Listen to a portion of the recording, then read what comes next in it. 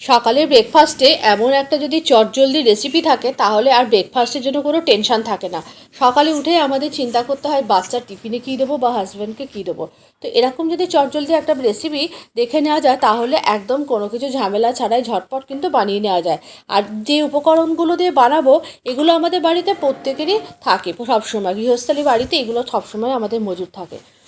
আজকে আপনাদের সাথে একদম ঝটপট রেসিপি একটা শেয়ার করবো ব্রেকফাস্টে। তার জন্য আমি একটা পাত্র নিয়ে নিয়েছি। তার মধ্যে প্রথমে আমি নিয়ে নিয়েছি 2 চামচ ময়দা আর 1 চামচ নিয়েছি সুজি। 2 চামচ ময়দা মানে বড় 2 চামচের মতো, 2 হাতা মতো ময়দা আর 1 চামচ সুজি, মানে যতটা আপনারা করতে চান বানাতে চান তত সেই হিসাবেই নেবেন। আর তার থেকে মানে 4 ভাগের 1 ভাগ নেবেন সুজি। নেওয়ার পর অল্প অল্প করে জল দিয়ে আর অল্প একটু লবণ দিয়ে ভালো করে আমি একটা ব্যাটার বানিয়ে রেখেছি। ব্যাটারটাকে আমি রেস্টে রেখে দিলাম। এরপরে আরও একটা পাত্র নিয়ে নিয়েছি, তার মধ্যে আমি 2টো ডিম ফাটিয়ে নিলাম। এতে আমি 2টো ডিম দিয়েছি, মানে যতটা বানাবো সেই হিসাবে 2টো ডিম আমার কাছে এখানে এনাফ আছে। তো আপনারা বেশি বানাতে চাইলে এর থেকে বেশি ডিম দিয়ে দেবেন।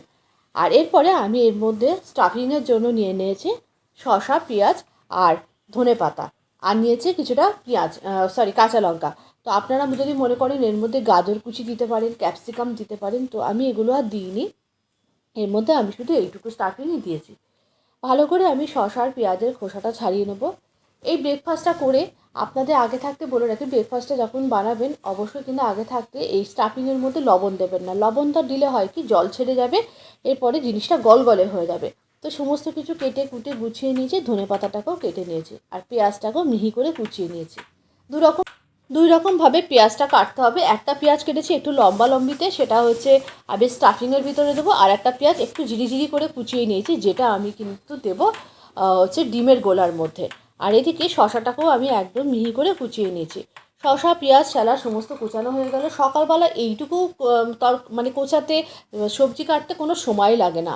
বা আপনারা মনে করলে আগের দিন রাতের বেলা তো সবজিটাকে কেটে রাখতে পারেন। সবজি বলতে এইটুকুই।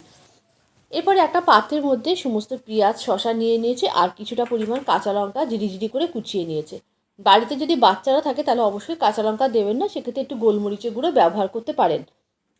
আর এর মধ্যে আমি স্টাফিংয়ের মধ্যে দিয়ে দিয়েছি একটু মিউনিস, একটু টমেটো কেচাপ আর দিয়েছি একটু রেড চিলি সস আর দিয়ে দিয়েছি একটু গোলমরিচের গুঁড়ো। কারণ আমাদের বাড়িতে বাচ্চা বলতে সেরকম কেউ নেই, তো একটু ঝালঝাল করেই বানাবো। সমস্ত কিছু দিয়ে স্টাফিংটা বানিয়ে নিয়েছি। আমি কিন্তু দেখলেন লক্ষ্য করে এর মধ্যে কিন্তু কোনো রকম লবণ ইউজ করিনি।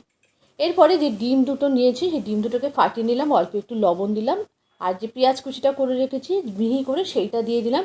আর দিয়ে দিলাম অল্প একটুখানি ধনেপাতা দিয়ে ডিমের ব্যাটারটাকেও আমি একেবারে রেডি করে নিয়েছি। সমস্ত ব্যাটার রেডি করে নিতে জাস্ট 15 থেকে 20 মিনিট সময় লাগে। আর এই ব্যাটারটাও রেস্টে রেখে দিয়েছিলাম 10 মিনিট। একদম রেডি হয়ে গেছে। এর মধ্যে একটু ধনেপাতা কুচি দিয়ে দিয়েছি, দিয়ে ভালো করে ব্যাটারটাকে গুলে নিয়েছি। এরপরে গ্যাসের উপর একটা তাওয়া বসিয়ে দিয়েছি, তাওয়ার মধ্যে আমি অল্প অল্প করে ব্যাটার দিয়েছি। আপনারা কতটা বড় করতে চান চাপাটিটা সেই হিসাবে বড় মানে ব্যাটারটা দেবেন। আমি এখানে 2 হাতা দিয়েছি, পরে আমি আবার 1 হাতা দিয়েছি। দিয়ে ভালো করে একটু হাতার পেছনটা দিয়ে চারিদিকে এরকম স্প্রেড করে দিয়েছি। যখন দেখুন ওপরটা বেশ একটু হয়ে এসছে, একটু ড্রাই হয়ে এসছে, তখন আমি এটাকে ফ্লিপ করে দিয়েছি। দেওয়ার পর অপর পিঠটা এরকম ভালো করে কিন্তু সেঁকে নিতে হবে, একটু ভাজা ভাজা করে নিতে হবে। আপনারা যদি মনে করেন আরও একটু তেল দেওয়ার দরকার আছে দেবেন, আমি আর তেল লাগে না, আমি আর দিইনি। আর এরপরে আমি এর উপরে অল্প অল্প করে ডিমের এই যে গোলাটা গুলে রেখেছি, ডিমের ব্যাটারটা অল্প অল্প করে ছড়িয়ে ছড়িয়ে দিয়েছি। দেওয়ার পর আমি এটাকে নিয়ে আবারও একটু উল্টে দিয়েছি অপর পিঠটা হওয়ার জন্য। আর যে পিঠটা উপরে আসলো মানে যে পিঠটায় দেওয়া হয়নি সেই পিঠটাতেও দিয়ে দিলাম। আপনারা চাইলে যে কোনো এক পিঠে ডিম দিতে পারেন, আমি 2 পিঠেই মাখালাম যাতে খেতে ভালো লাগে।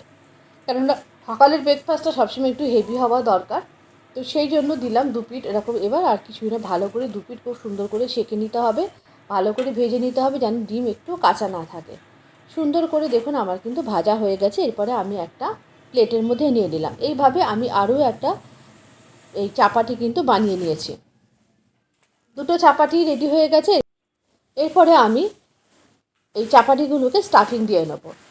দেখুন চাপাটির মধ্যে আমি প্রথমে স্টাফিংটাকে দিয়ে দিলাম, যে স্টাফিংটা আমি খুব ভালো করে মাখিয়ে রেখেছি। ভরে ভরে স্টাফিং দিলাম, যতটা আপনারা খেতে পছন্দ করবেন বেশি করেই দেবেন স্টাফিংটা। দেওয়ার পর সবশেষে ওপর থেকে লবণ ছড়িয়ে দিলাম। দিয়ে এবার ভালো করে ফোল্ড করে একটা টুথপিক দিয়ে মানে 2টো টুথপিক দিয়ে দুপাশ থেকে গেঁথে দিলাম।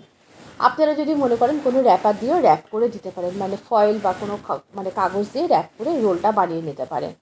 একেবারেই রেডি হয়ে গেছে দুটো রোল। আজকের রেসিপিটা কেমন লাগলো চটজলদি ব্রেকফাস্টের অবশ্যই কিন্তু কমেন্ট করে জানাবেন, আর অবশ্যই কিন্তু বাড়িতে ট্রাই করবেন। রেসিপিটা যদি ভালো লেগে থাকে অবশ্যই একটু কমেন্ট করবেন। নিত্য নতুন রান্নার আপডেট পেতে অবশ্যই একটু পেজটাকে ফলো রাখুন। আবার দেখা হচ্ছে পরবর্তী ভিডিওতে।